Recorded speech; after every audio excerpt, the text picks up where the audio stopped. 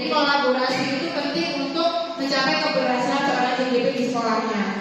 Yang keempat, yang kelima mewujudkan kepemimpinan murid. Jadi di sekolah itu guru harus bisa memotivasi muridnya supaya bisa memimpin dirinya sendiri dulu.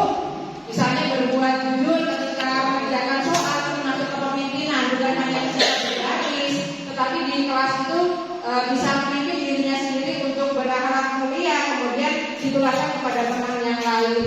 Itu saja dari kelompok kami. Saya ini wassalamualaikum warahmatullahi wabarakatuh. Filosofi Diajar Dirgantara. Jadi ini akan berdiri dengan tegak, kokoh jika beberapa kompetensi yang dimiliki. Yang pertama,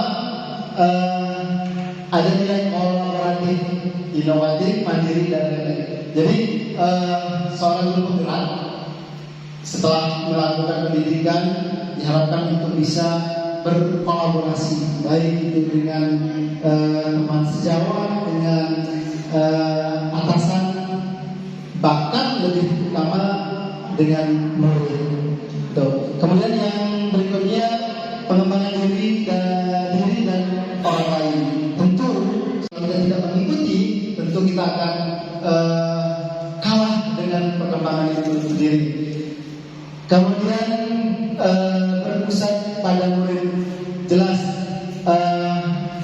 seorang guru sekarang dituntut untuk segala sesuatunya itu murid segala-galanya. Dengan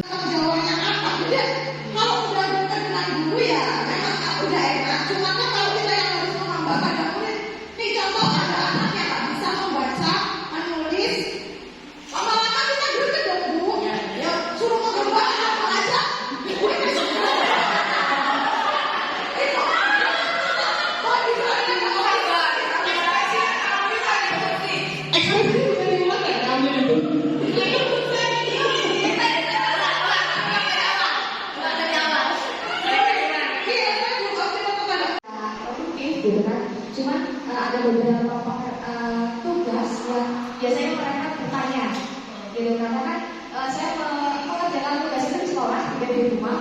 Saya memanfaatkan waktu jam pelajaran motor. Jadi ketika jam pelajaran motor, pasti saya akan di kantor, akan duduk. Guru rajin itu asing kan gitu. Saya jadi sempat terokak berkata bahwa kamu ini benar.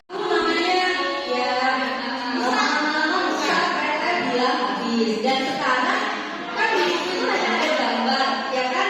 Jadi solusi kita bisa membuat dengan kardus.